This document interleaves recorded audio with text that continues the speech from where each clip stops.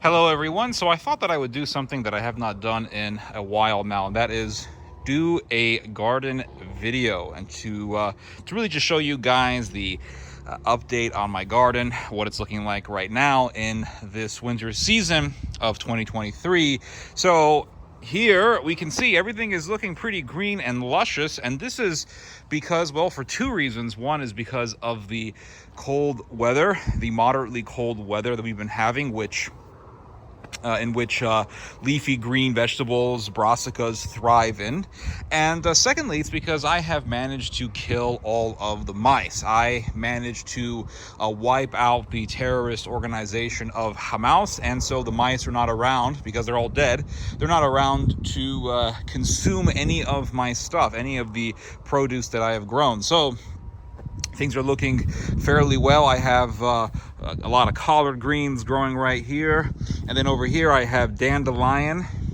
And in the middle of the dandelion I have some Korean radishes. Hamas did not manage to attack Korea. They were attacking our ally, South Korea, but we destroyed them in defense of our very, very faithful and loyal ally. I got a mustard plant that has managed to go to flower, so I'm going to leave that alone. I have a collard green plant in the corner of this bed right here. And over here I have lots of red dandelion or chicory. This is a variety of dandelion which I'm pretty certain comes from Italy. This is a red chicory or a red dandelion, very nice for salad greens. Over here I have some Korean cabbages. They were being attacked by some insectal enemies, and the insects were biting on our Korean ally, but I put a netting over them, and as you can see, they're looking fairly well. This netting has worked pretty well to prevent any sort of terrorists from entering, and our ally Korea has been pretty happy. These are Korean cabbages. They're developing. They continue to develop in this moderate temperature. Looking not bad. Looking not bad. And I've just put the netting over it. Insects don't really like to mess around with vegetables that are protected by netting like this. Insects like to go directly down to the vegetable, eat some of the vegetable, and then fly directly upwards. They're not like rodents, which will find ways to go through a barrier. Insects just like to descend, eat, and then ascend and go. They don't like to waste time trying to find openings because they have to worry about predators. So if you put a netting like this, there's nowhere for them to descend to. So they can't really enter. So these vegetables are looking a lot better. Before they were just like Swiss cheese full of holes. Here I have some more Korean cabbage, and they are developing. You can see the insect damage. You can see what damage these terrorists left. And because of this netting, the insects have not been able to descend upon our ally. Here next to Korea, we have China. This is a Chinese cabbage, which is developing. Well, specifically, this is gailan, which is a variety of mustard green. So this is actually a Chinese mustard green, not cabbage, although they are both part of the brassica family. And you can see from the stems here, they're developing decently well. So I got some Korean cabbages. So Korea is right next door to China, and they're keeping pretty friendly relations maintained. Here on this bed, I did not put any netting because I am simply growing Italian dandelions. These specifically are Roman dandelion. It's a type of dandelion that grows. Supposedly, it's originally from Rome. If you allow them to mature, they actually produce a very nice, hearty center, which you then can take from the plant and cut up, and it's a nice, thick, white heart of the plant. I have not developed that yet because these plants are still fairly young, and also because they're pretty close to each other, so I can't imagine them growing a thick enough, hearty enough heart in the middle when they're so close together. And I don't really plan on separating them because I do enjoy just harvesting the leaves and eating the leaves. So there's that. Insects don't like eating dandelion. It's too bitter for them.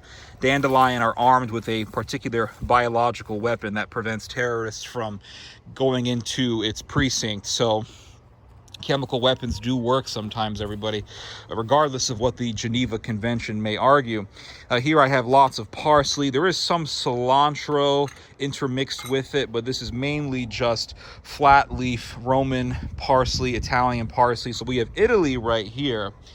Some cilantro is there, so they do have some migrants from South America, but they are getting along fairly well. Over here we have dill, which is very popular in Russian or Slavic cuisine. So we have Italy, and then right next door we have a little bit of Eastern Europe, and they're getting along pretty well. This is some very nice dill, which I do enjoy eating. Sometimes I'll just cut the dill right from the bottom, and I'll cut the stems and these feathery leaves, and I'll just eat them in a salad, and I'll mix them with dandelion green, parsley, other herbs, and I'll just enjoy them as a salad green. They're very nice. Over here, this bed is pretty luscious. It's just booming with green life. So here on this side we have a very robust growth of Roman / Italian dandelion green. Then next door we have just really a whole place full of flat leaf Italian parsley. So this whole area is controlled by the Italians, so they got a whole place for themselves. I really do enjoy eating parsley and dandelion. Here we have a wonderful collard green plant which started growing early in the fall season. I actually want to say, if I remember correctly, this collard green plant actually started growing in the late part of summer, and I put the seed here in the latter part of summer, really right before the end of summer, maybe like 2 weeks before, maybe 2 or 3 weeks before the end of summer. I planted this collard green here, and it's been doing fairly well. Here I got a bunch of other collard greens that I seeded later. Here I have a whole row of horseradish, which I have not harvested yet. Over here we have some bok choy. I actually did not plant this bok choy. This bok choy popped up on its own. Last year I planted bok choy in the fall season, and some of them went to flower. And so here is the result. This thing popped up on its own.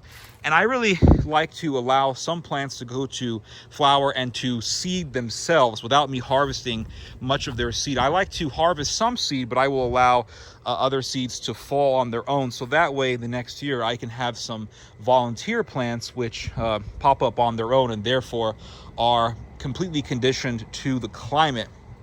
And they are therefore second generation immigrants, and they get along pretty well with everyone else. Over here is a burdock plant that popped up.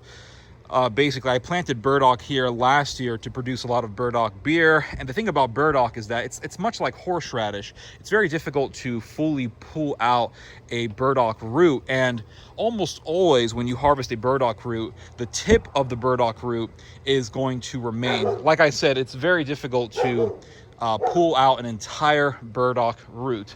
The tip of it usually remains, and as long as that tip of the root remains underneath the earth, once the temperatures cool down, it just grows back. So you can see the result of that. Got some Korean Korean radish right next to it. Another collard green plant over there.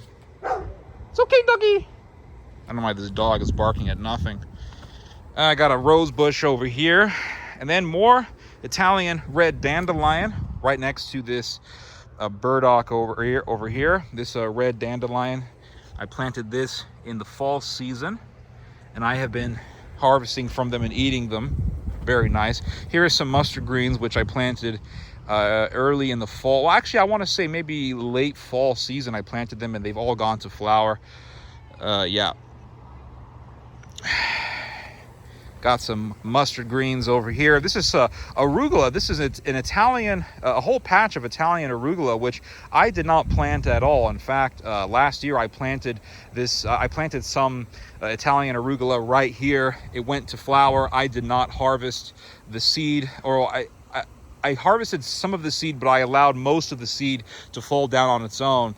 And look at this. I mean, it actually just replanted itself. This whole bed was covered in arugula last year, and because I allowed the seeds, most of the seeds, to remain in their seed pods, they just fell to the ground and they self-seeded, germinated. They actually germinated in the early part of last summer, or sorry, early part of this summer, I should say, and they they actually started to germinate during the summertime. I just simply watered them to make sure that they were alive. And regardless of our very, very harsh summer, they actually survived and managed to grow pretty well, grow to a pretty mature level, to the point that I've been harvesting out of these fairly consistently. And the fact that they were able to endure through our very harsh summer tells us how well conditioned they are to the environment. The fact that they didn't die, the fact that they were under direct sunlight and they did not cook to a crisp to their deaths tells me that when you use seed that was developed on your backyard, that seed, the plants that come forth from that seed, will be pretty well conditioned, pretty toughened to your climate, to your area, to the air, to the weather, and all that stuff. And if you just take care of them a little bit, do your part, nature does the rest, and they survive pretty well. Over here I have this is a new bed that I installed. I have some more Roman dandelions. Over here I got some collard greens. I have some tatsoi, Chinese brassica, doing very well. Over here I netted this whole area because the terrorist attacks were so high, but I put up a barrier. We've killed all the terrorists. We don't have to worry so much about Hamas anymore, but I just kept this barrier here anyway, so that way when the harsh sun of the summer season comes along, this netting can provide some protection. Over here I have an arugula plant that popped up on its own. I have some Swiss chard, which I harvested all the way down from their bases, all the way down from their from the bottom of the plants. Arugula, some Roman dandelion. It's pretty basic in this bed. When the spring comes, I'll plant some maybe okra or eggplant there. And then, you know, I got some borage that popped up on its own. And let's check out this area here. This whole area is pretty much dominated by garlic. I planted this soft neck garlic.